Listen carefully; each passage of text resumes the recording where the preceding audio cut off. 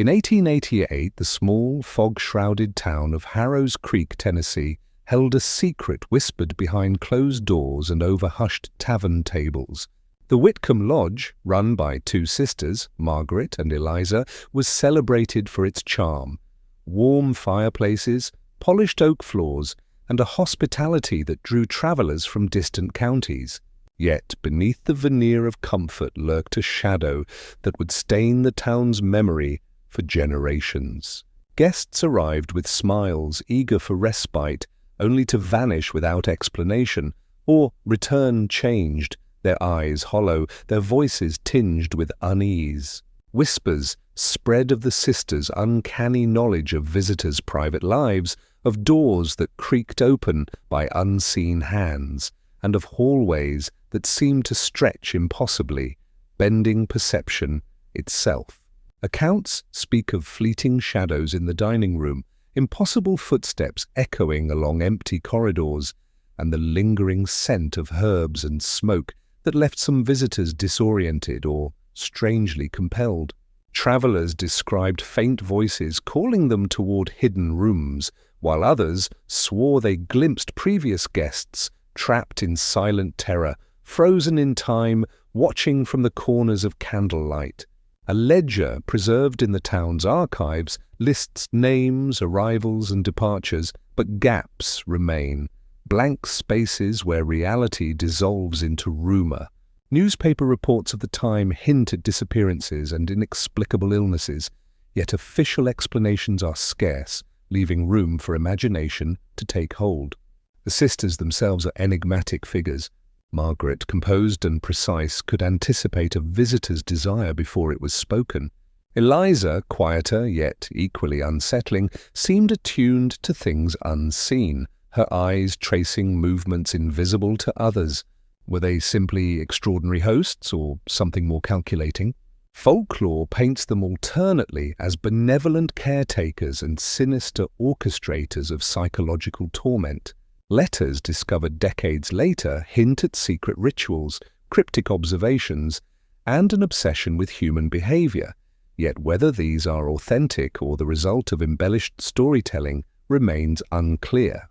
The lodge, outwardly welcoming, becomes a theater of fear, a place where innocence and menace collide. Every polished surface, every inviting room harbors the potential for dread. The air carries more than warmth.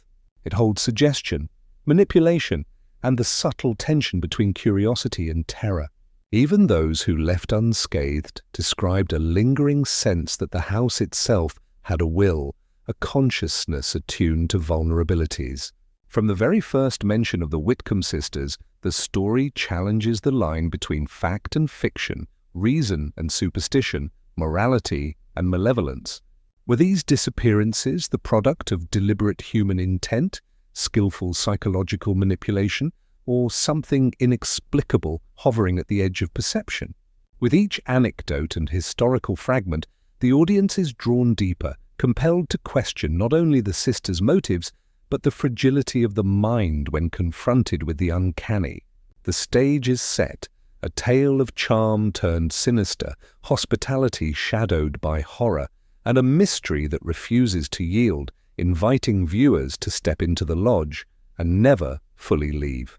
The story of the Whitcomb Lodge begins long before any whispers of fear or disappearance tainted its reputation, tracing back to a lineage of hostelry that seemed ordinary on the surface, yet was anything but. Margaret and Eliza Whitcomb inherited the lodge from their late parents, who had once been respected hosts along Tennessee's bustling trade routes. Their parents were practical, business-minded individuals, catering to weary travelers with warm meals, comfortable beds, and a reputation for discretion.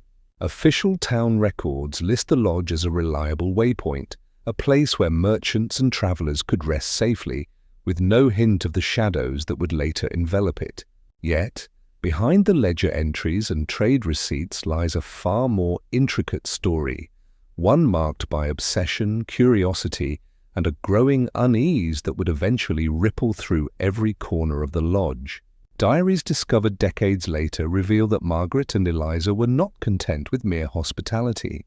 Every detail mattered: the polish of the floors, the alignment of the chairs, the precise folding of linens. But perfection alone does not explain the depth of their fixation. Their writings suggest a fascination with esoteric knowledge, herbal remedies, and spiritual practices that bordered on the obsessive. Recipes for tinctures and powders fill margins, alongside notes on human behavior, psychological responses, and the effects of environmental stimuli. Some entries describe experiments in subtle manipulation, how lighting, scent, and sound could influence mood, compliance, or even fear.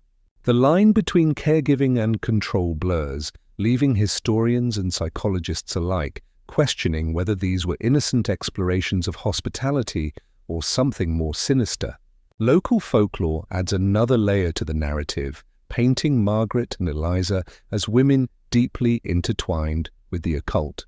Oral histories passed down through Harrow's Creek speak of secret chambers hidden behind walls, of alcoves accessed through panels that clicked into place only under certain conditions. Neighbors recounted seeing candles flicker in closed rooms where no one was supposed to be, hearing whispers that seemed to originate from the very walls themselves. Some claimed that the sisters had studied under traveling mystics, absorbing rituals and practices that were rare, forbidden, or incomprehensible to the ordinary mind. Yet no concrete evidence confirms these claims, leaving them suspended between myth and reality. Psychological framing of the sisters' behavior suggests several possibilities. The untimely deaths of their parents may have instilled both trauma and a heightened need for control. In a household suddenly bereft of guidance, Margaret and Eliza assumed authority not only over the lodge's operations, but over every aspect of its environment. Scholars debate whether their meticulous routines were a manifestation of obsessive-compulsive tendencies, a desire to dominate their surroundings in the absence of parental oversight, or an early sign of psychopathy. Others posit that the sisters' curiosity about human behavior, specifically the ways in which people respond to fear, uncertainty, or suggestion, was a dark experiment in morality, a test of limits that blurred the line between observation and manipulation. The lodge itself emerges almost as a character in this story. Its creaking floors echo like whispered warnings. The ornate carvings on banisters and door frames seem to watch as much as they decorate, and the hidden alcoves offer both literal and symbolic spaces of secrecy. A visitor's first impression would have been one of warmth, charm, and welcome. Yet closer inspection reveals that every element was curated, controlled, and perhaps calculated to elicit specific emotional responses. Historians note that many guests left diaries or letters mentioning an intangible pressure within the lodge, a sense that their behavior, thoughts, and even dreams were being subtly influenced. The contrast between the lodge's outward innocence and the sisters' meticulous control is striking. Guests arrived expecting comfort and respite, yet encountered a space charged with unspoken expectations, hidden rituals, and a constant, almost imperceptible, surveillance. The sisters' influence extended beyond the visible. The way light fell across the floors, the placement of mirrors, and the deliberate scent of burning herbs, all of these could be seen as tools of subtle manipulation. Some contemporary accounts describe the effect as disorienting, a gentle but persistent shaping of perception that left visitors unsure of what was real. Even without overt malevolence, the environment fostered tension and unease. Townspeople recalled seeing travelers leave the lodge with their composure altered, their expressions distant, and their behavior inexplicably restrained or cautious. Scholars argue that such outcomes may have been the natural result of prolonged exposure to controlled stimuli, stress, or even subtle psychological suggestion.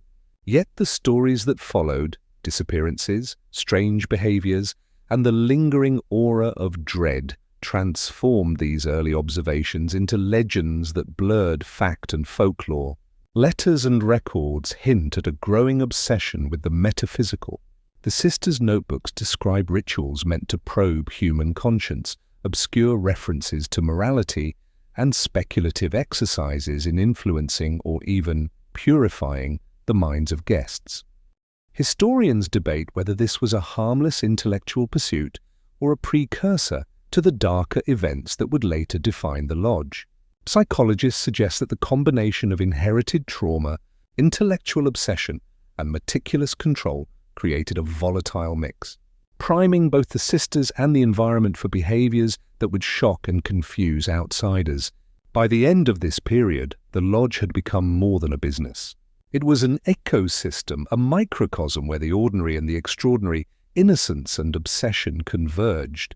Guests unknowingly entered a world carefully curated by Margaret and Eliza, a space where historical reality and esoteric speculation intertwined. The stage was now set for the events that would ignite whispers across Harrow's Creek, blending verifiable accounts with legend, and drawing the audience into a narrative where every creak of the floor, flicker of candlelight, and hidden corner carried the potential for terror. The lodge, its history, and the sisters themselves thus occupy a liminal space between the plausible and the uncanny.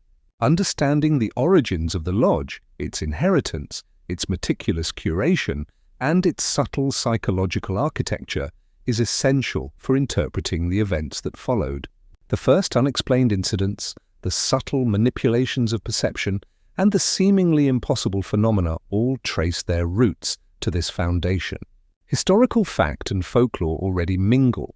The audience is prepared to explore what happens when curiosity, control, and human frailty intersect, setting the stage for the first tragedies that would cement the Whitcomb Lodge in infamy. The Whitcomb Lodge, already whispered about for its meticulous order and the sisters' unsettling attentiveness, became a theatre for incidents that would haunt Harrow's Creek for generations. The first disappearances began subtly, almost imperceptibly, but soon escalated into patterns too disturbing to ignore. Travelers arrived seeking rest, warmth, and the quiet charm of the Tennessee countryside, yet some left altered, frightened, or never at all. Local letters, diary entries, and newspaper reports from the period detail the mysterious vanishing of guests, painting a portrait of unease that rippled through the town. Some travelers were gone for days, only to return with no memory of where they had been.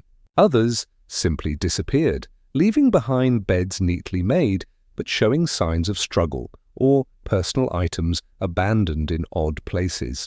These vanishings, repeated with chilling regularity, became the first visible signs that the lodge harbored secrets far beyond domestic routines. One of the earliest accounts comes from a young merchant named Thomas Radcliffe, who arrived at the lodge in early spring of 1888. He wrote in a letter to his sister that upon entering, he felt an indescribable weight in the air, as if the walls themselves were pressing inward. He described the sisters' meticulous attention to detail, the smell of herbs in the air, and the unsettling perfection of every corner. On his second evening, Radcliffe noted hearing whispers behind closed doors, indistinct and unintelligible, as if the walls themselves were speaking. He reported seeing fleeting shadows in the hall mirrors, and when he attempted to follow them, the shapes vanished, leaving only an echo of movement. The next morning, he awoke to find one of the lodge's guest rooms emptied of a fellow traveller, a man who had been in good spirits the night before, leaving behind a bed in disarray and a single teacup tipped over. Radcliffe left abruptly, claiming he could not bear the growing dread, yet the incident became one of many that would form a pattern of inexplicable vanishings. Letters and accounts from other guests reinforced the same recurring motifs: sudden illness, fainting spells, and eerie behavioral changes following even brief exposure to the lodge. Visitors described feeling unwell after drinking the sisters' signature teas, which were known for their aromatic blend of herbs, spices, and occasionally obscure roots. Some claimed the teas produced a lightheadedness that deepened into hallucinations. Others spoke of visions in the hallways, glimpses of faces not belonging to the living, frozen expressions of terror etched across the features of imagined past occupants. Local historians note that medical knowledge of the era could not explain many of these complaints, and physicians frequently attributed them to hysteria, overwork, or poisoning from common contaminants. Yet, these explanations fail to account for the repeated, patterned nature of the incidents, or the way that the lodge itself seemed to react to and shape human behavior.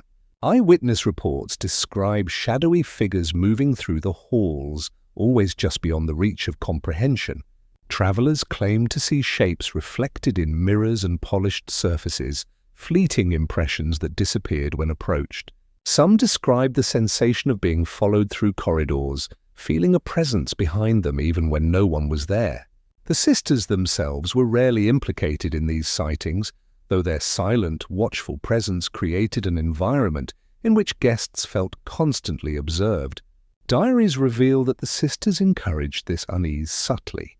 A door left slightly ajar, the faint scent of burning herbs wafting from behind a panel, a sudden chill when a guest attempted to enter a particular room. The lodge's architecture, its narrow hallways, hidden alcoves, and mirrored surfaces enhanced the sense of disorientation, turning perception itself into a malleable instrument. Medical and rational interpretations attempted to dissect the phenomenon.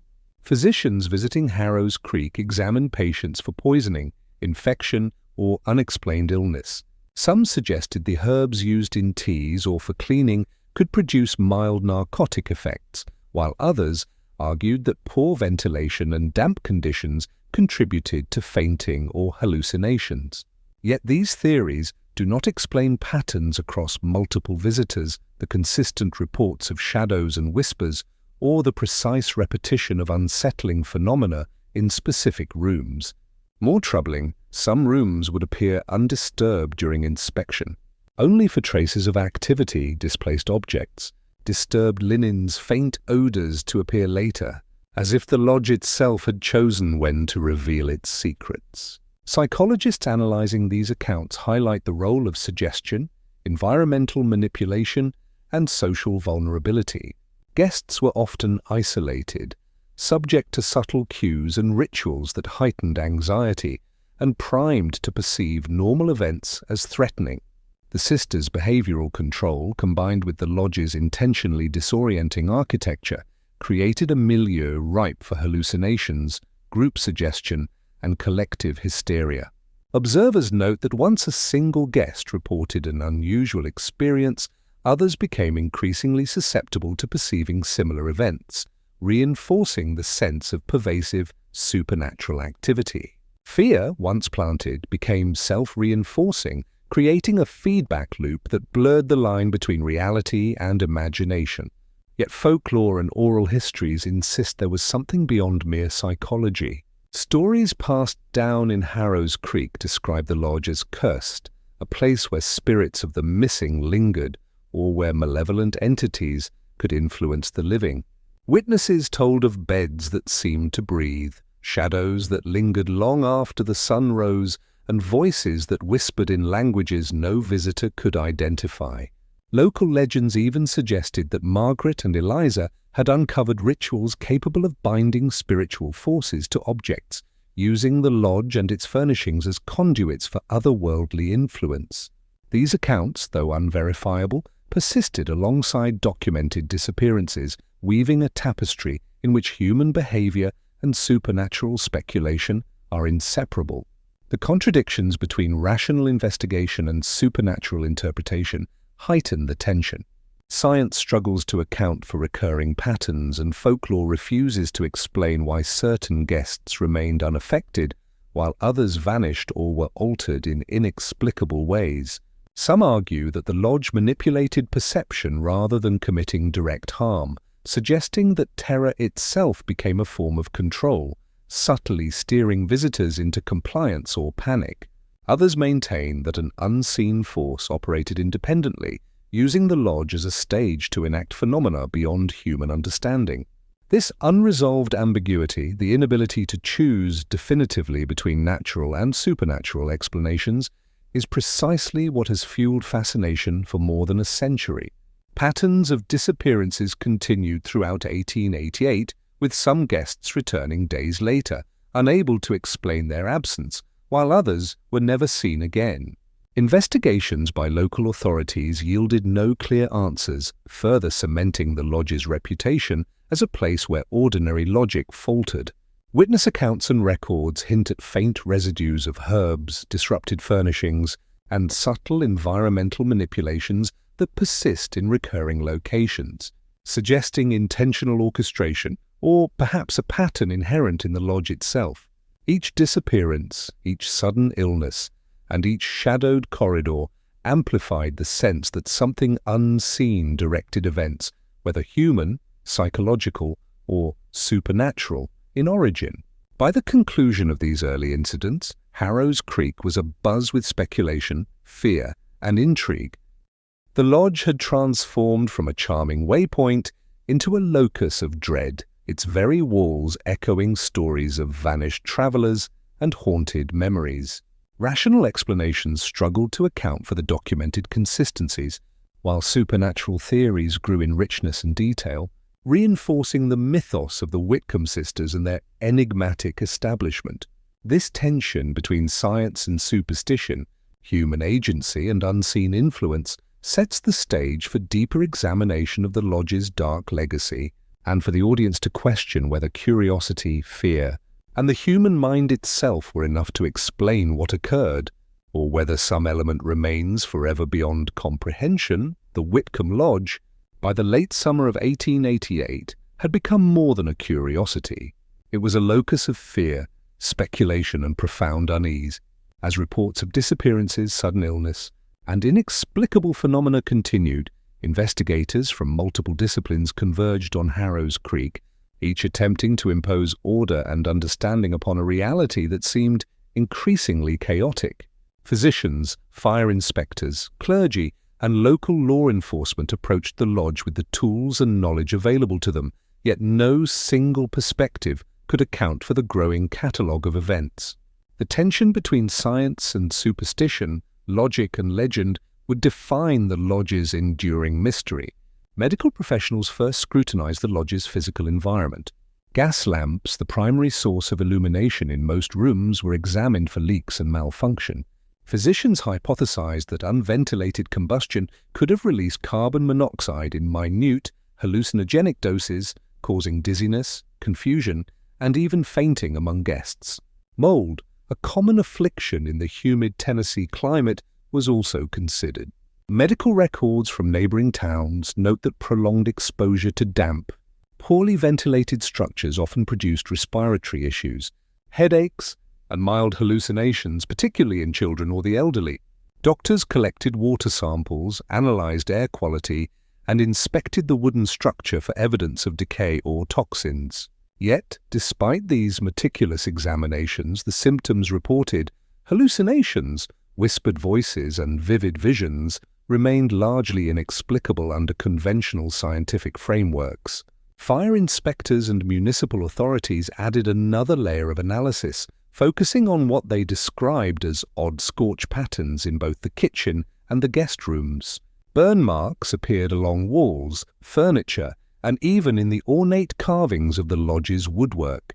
Some investigators considered these incidental effects of poorly maintained gas lamps or the result of carelessly managed hearth. Yet eyewitnesses, including visiting ministers and long-term residents, interpreted these marks as deliberate, perhaps symbolic, suggesting ritualistic activity or esoteric markings intended to manipulate or contain supernatural forces.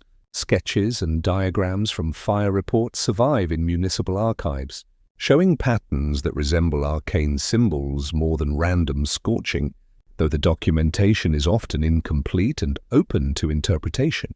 The ambiguity between accident and intention intensified local speculation and framed the lodge as a site where ordinary logic failed to capture the full scope of phenomena.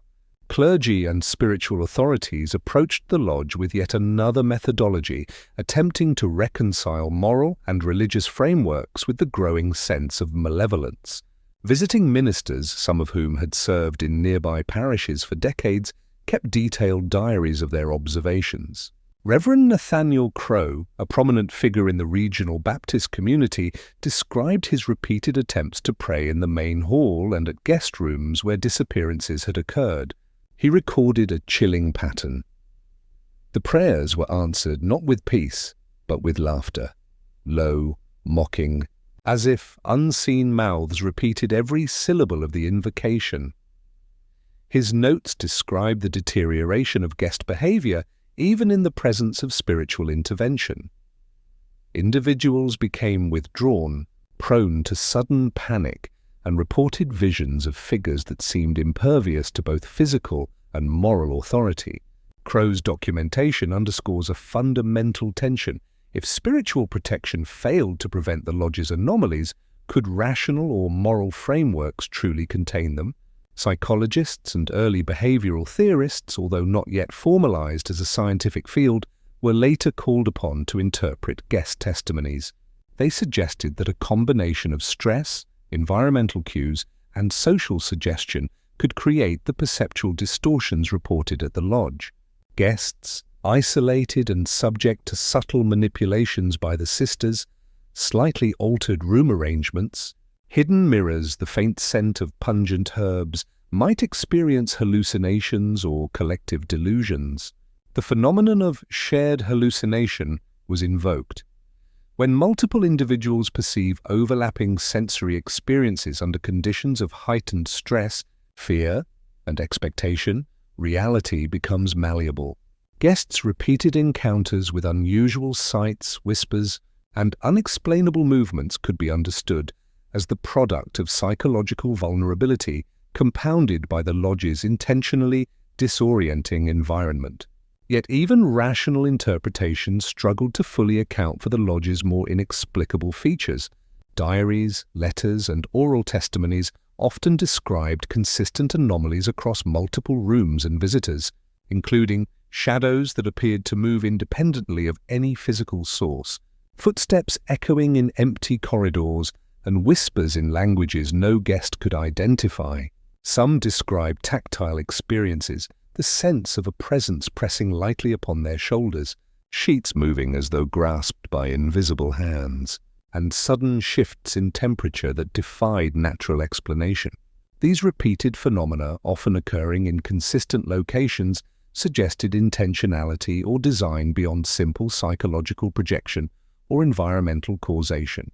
The persistence of these experiences created a profound sense of cognitive dissonance among investigators, forcing them to consider that empirical frameworks might be insufficient to explain what was occurring. Superstition and folklore filled the explanatory void. Local residents, whose families had long known of the lodge, spoke of curses, spirits, and the sisters' alleged ability to channel unseen forces. Stories circulated of Margaret and Eliza possessing knowledge of obscure rituals, herbal concoctions capable of altering perception, and secret rooms where spiritual energy could be manipulated. Some claimed the sisters conducted private ceremonies intended to bind or summon forces beyond human comprehension. Oral histories describe instances where the lodge itself seemed to react to intrusions. Doors closed of their own accord, lights flickered despite functional wiring, and guests reported a sensation of being observed even when no one was present. These accounts, though unverifiable, persisted alongside rational interpretations, creating a dual narrative in which science and superstition coexisted uneasily. The moral dimensions of the lodge's anomalies were equally perplexing. If natural causes explained the phenomena, did Margaret and Eliza bear responsibility for the distress of their guests, or were they unwitting participants in circumstances beyond their control? Conversely, if malevolent forces or deliberate manipulation were at play, the sisters' moral culpability shifted dramatically, painting them as orchestrators of terror, moral experimenters, or even cultic practitioners. Diaries suggest the sisters were aware of the lodge's effect on visitors, noting in subtle terms the heightened sensitivity of certain guests to environmental cues. Whether they sought to exploit these reactions or simply observed them with curiosity remains unresolved. The ethical ambiguity adds a chilling dimension. Rational investigation alone cannot answer questions of intent or moral responsibility, leaving observers and historians grappling with uncertainty. Comparative analysis reveals that the lodge's phenomena often defied linear causality. Environmental hazards, gas, mold, or herbal toxicity, could account for some physical symptoms, yet could not easily explain precise patterns of auditory and visual anomalies. Spiritual interpretations offered a lens through which malevolence could be conceptualized, but failed to produce measurable evidence. Psychological frameworks illuminated susceptibility and perception, yet could not account for the consistency of witness accounts across time and space. Each explanatory model contributed a fragment of understanding, but none could claim completeness.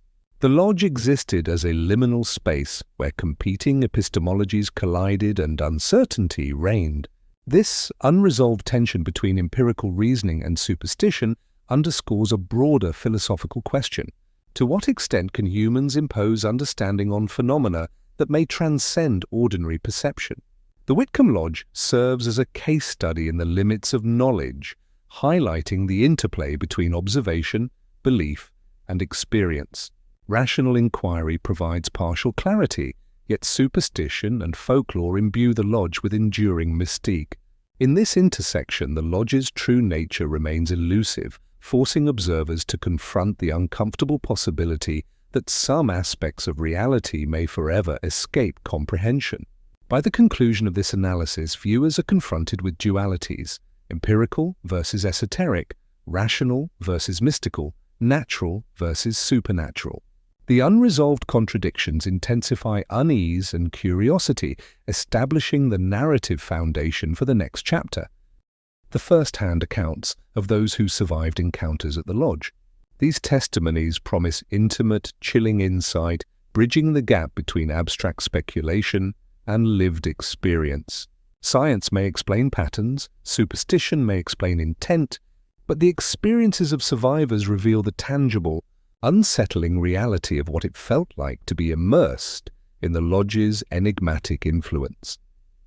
The Whitcomb Lodge, by the close of 1888, had become a place of whispered fear and cautious fascination. Though many guests vanished or returned irrevocably altered, a handful survived to recount their experiences, providing the only window into the lodge's more intimate horrors. These accounts, preserved through letters, diaries, and oral histories, form a mosaic of terror that blends the tangible with the seemingly impossible. Survivors describe nights of sleepless anxiety, hallways that seemed to stretch and bend, and shadows that did not obey the natural laws of light and movement. Each narrative is suffused with a sense of vulnerability, fear, and an awareness that the ordinary boundaries of reality had been breached. One guest, a traveling merchant named Thomas Granger, wrote extensively in a letter to his sister. "I awoke, unable to move, as if my very limbs had been bound by invisible hands. And then soft, low, yet unmistakable, I heard my name called, not in my own voice nor in any tone I recognized. It was guttural, familiar, and somehow malevolent.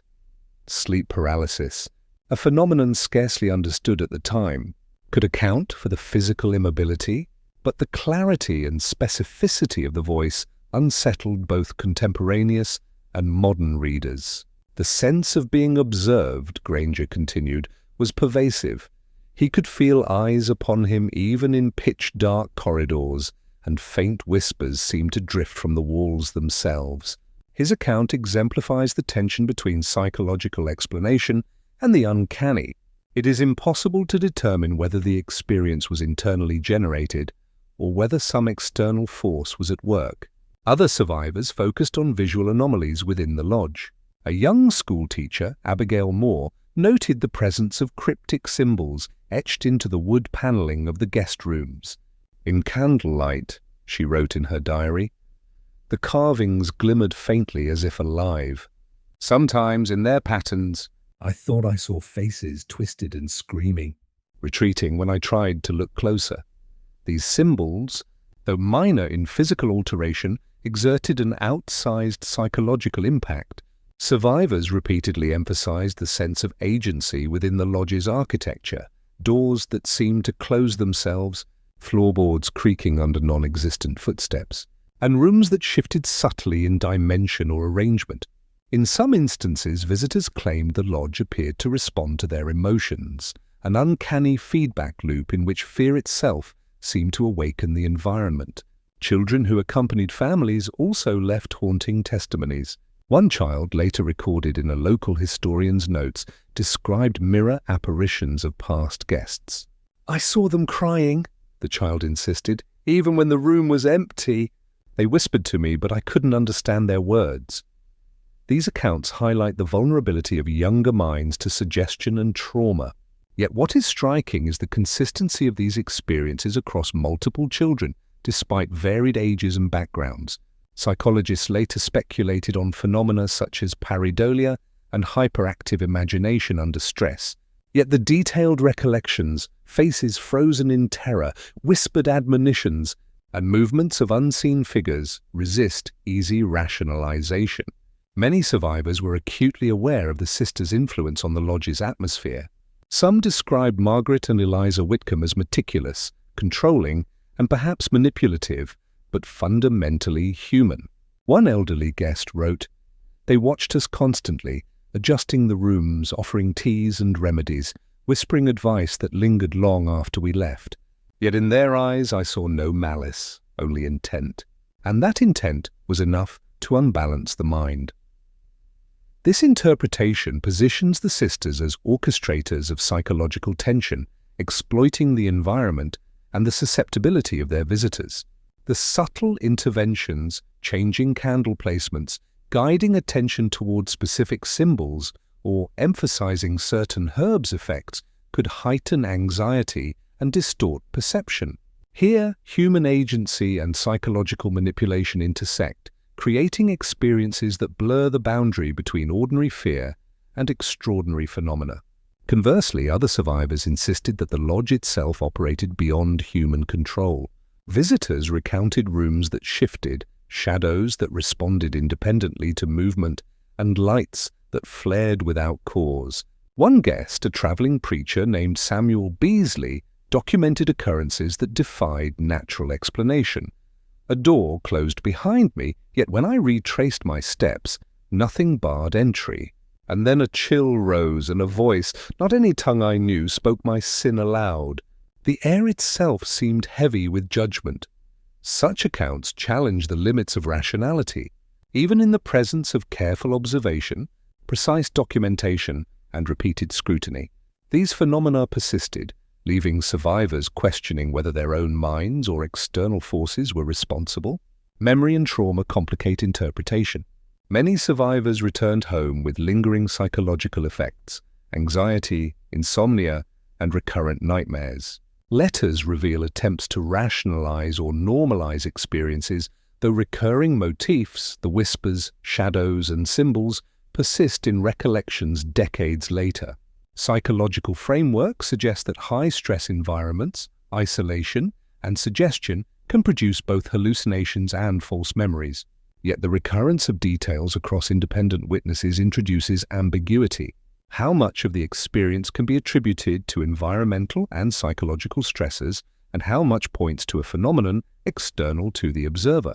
Survivors' narratives compel viewers to grapple with these uncertainties, balancing empathy, skepticism, and horror. Some testimonies highlight moral and ethical dimensions. Certain guests wrestled with guilt over fleeing the lodge or leaving behind companions who vanished. Others questioned the morality of the sisters. Were they cruel, merely curious, or participating in rituals beyond human comprehension?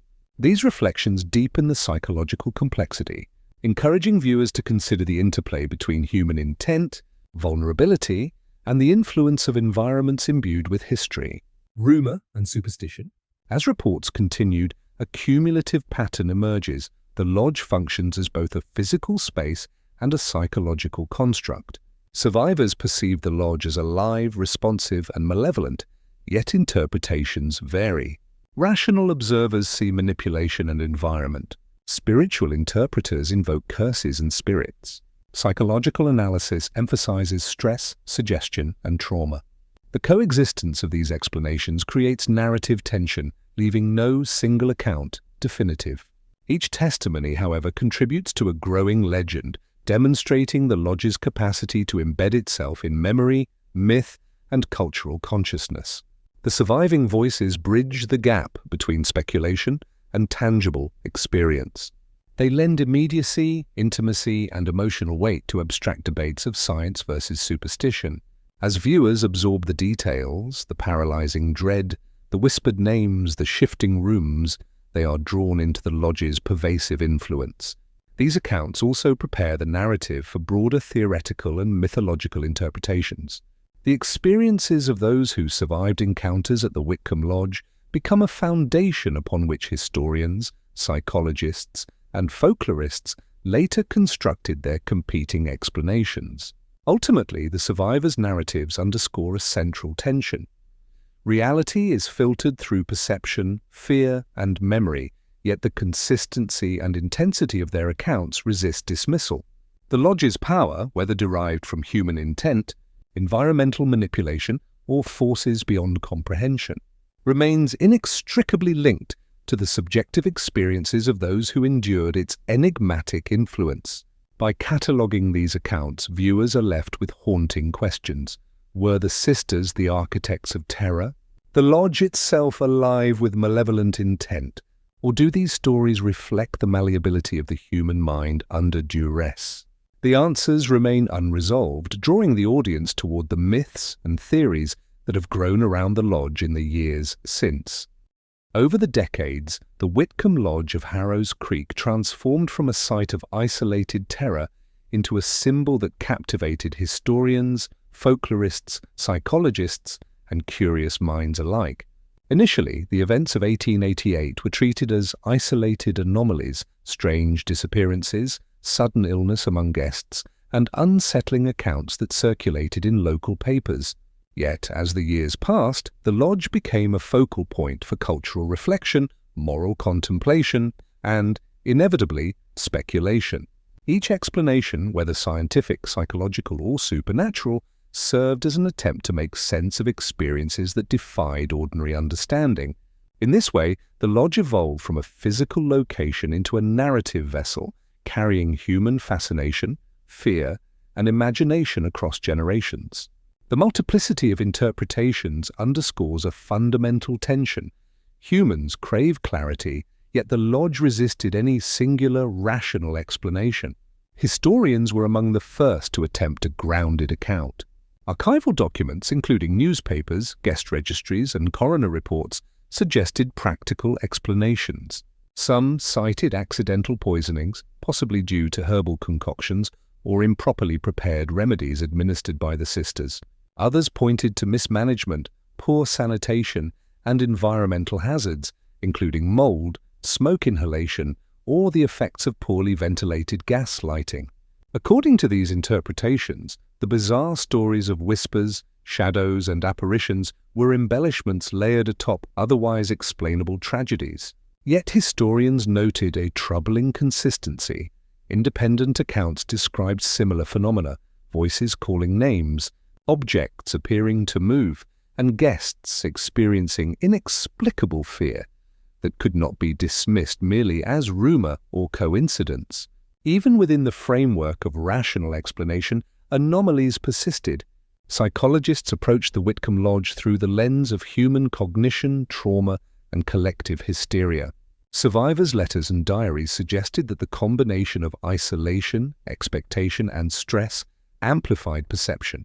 Mass hysteria, a phenomenon widely studied in the late 19th century, offers one lens: the presence of fear coupled with authoritative figures. Here, the Whitcomb sisters could catalyze shared psychological experiences. Hallucinations, sleep paralysis, and suggestion were invoked as possible explanations for repeated reports of voices, shadowy figures, and cryptic symbols. Cognitive psychologists also emphasize memory distortion. Trauma causes the mind to conflate events, filling gaps with narrative constructs that feel real to the observer. Yet what sets the lodge apart is the persistence of detailed, overlapping accounts across unrelated witnesses. Psychology can explain some phenomena, but the coherence of these experiences challenges the adequacy of purely clinical interpretations. Folklorists and occult enthusiasts embraced the lodge as a nexus of mystery and legend. In their view, Margaret and Eliza Whitcomb were more than eccentric hosts. They were conduits for forces beyond ordinary comprehension. Scholars of folklore trace the use of ritual symbolism and herbal mixtures to long-standing traditions in European and Appalachian folk practices. The lodge, according to this perspective, was both a stage and a tool. Symbols etched into wood and hidden alcoves acted as conduits for unseen energies, while the sisters' meticulous control over environment amplified these effects. Local oral traditions emphasized the lodge as a site of karmic retribution, suggesting that those who transgressed societal norms or failed to respect moral codes were particularly vulnerable to its influence. In this framing, the lodge became a moral laboratory as much as a physical location, testing human behavior and morality in a controlled, though terrifying, environment. Ritualistic theories proliferated alongside more spiritual interpretations. Diaries attributed to visiting clergy, including Reverend Samuel Beasley, describe attempts to purify rooms and counteract malevolent energy. According to these accounts, the sisters' remedies, tea blends, incense, and geometric arrangements of objects were imbued with intentionality that manipulated perception. Skeptics argued that such diaries reflected imagination or cultural bias, yet believers interpreted them as concrete evidence of occult practice. Over time, tales emerged suggesting the lodge served as a gateway for spirits, echoes of past guests, shadows of unknown origin, and voices of the departed were said to linger, bound by the sisters' actions or the lodge's inherent power. Some legends claim that the lodge itself was alive, a sentient structure shaped by centuries of accumulated energy and human intent. Competing myths intertwined with moral and ethical speculation. Philosophers and cultural critics pondered the interplay between curiosity, morality, and fear. Was the Whitcomb Lodge an instrument of punishment, delivering karmic retribution to those who acted immorally?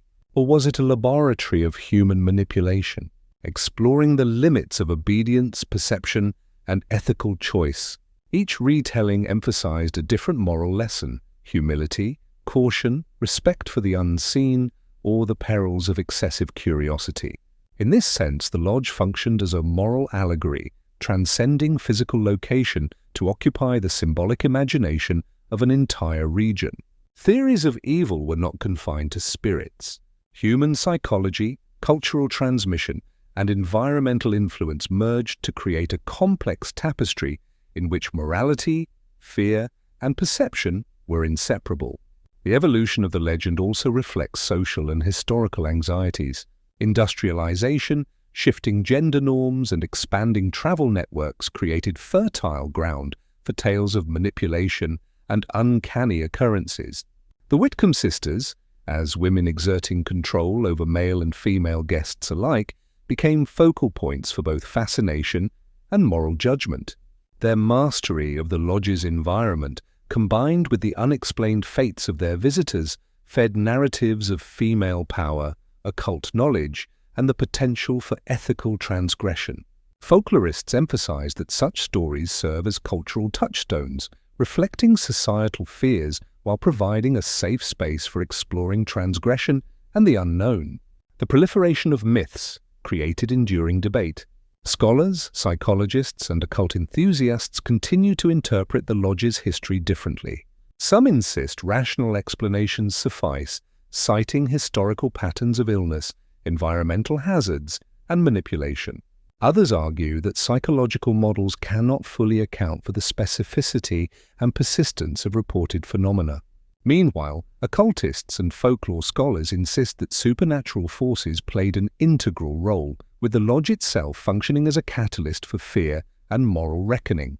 Each theory, historical, psychological, supernatural, offers insight into human attempts to understand evil, morality, and the unknown, yet none conclusively resolves the enduring mystery. The lodge's symbolic power persists because it remains unresolved. Debate and speculation are intrinsic to the narrative, drawing observers into questions of morality, psychology, and supernatural possibility. The interplay of human intent, environmental factors, and unexplainable phenomena generates tension and uncertainty, sustaining fascination across generations. Theories, whether grounded in fact, trauma, or legend, illuminate not only the Whitcomb Lodge but also the human desire to confront, categorize, and interpret fear. Ultimately, the myths surrounding the Whitcomb Lodge highlight humanity's ongoing struggle to reconcile observed reality with perception, morality with fear, and rationality with imagination. Each account, theory, and retelling adds a layer of complexity, ensuring that the story of the lodge continues to captivate, terrify, and provoke reflection. The Whitcomb Lodge endures not only as a site of historical curiosity, but as a timeless exploration of the boundaries between fact, fear, and the unknown.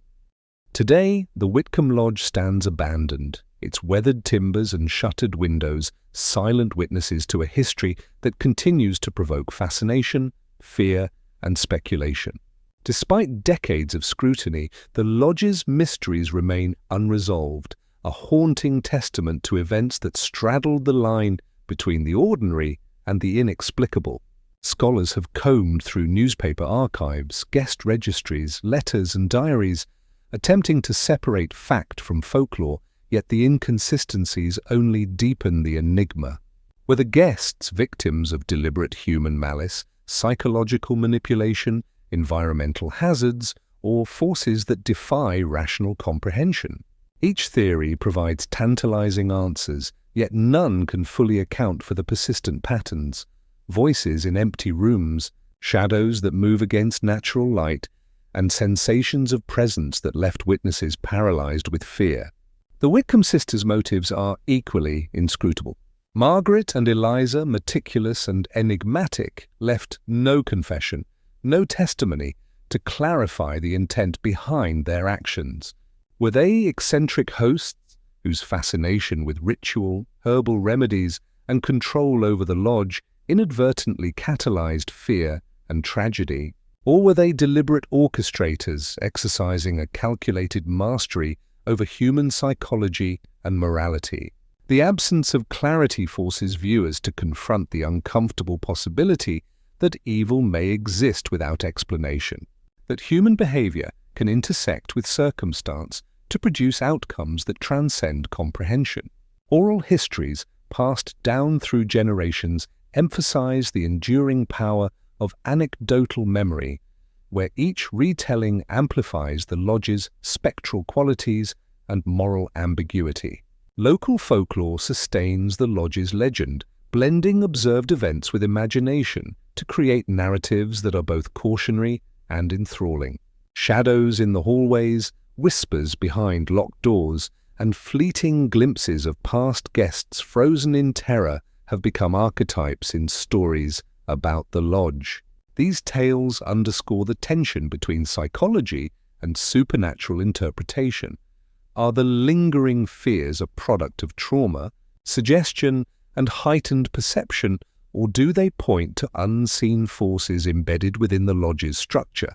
Every retelling preserves ambiguity, compelling each listener to weigh evidence, intuition, and imagination in equal measure. The Whitcomb Lodge invites reflection on the broader nature of evil, morality, and the limits of human understanding. It challenges viewers to consider how perception, environment, and history intersect to shape experience. Is evil an intrinsic property of individuals, a consequence of circumstance, or a force independent of human comprehension?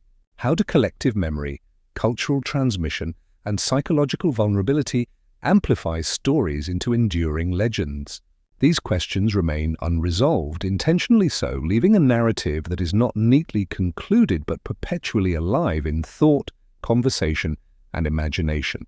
Perhaps the truth vanished with the lodge itself, carried away by decay and time. Perhaps it lingers unseen, waiting for new witnesses to encounter shadows, whispers, or fleeting apparitions that defy reason. Whatever the answer, the Whitcomb Lodge endures as a symbol of fascination, fear, and moral inquiry. Viewers are left unsettled, compelled to speculate, discuss, and return to the story repeatedly, ensuring its resonance continues across generations. Its legend is a reminder that some mysteries are not meant to be solved, only experienced, and the haunting persists in memory, debate, and imagination.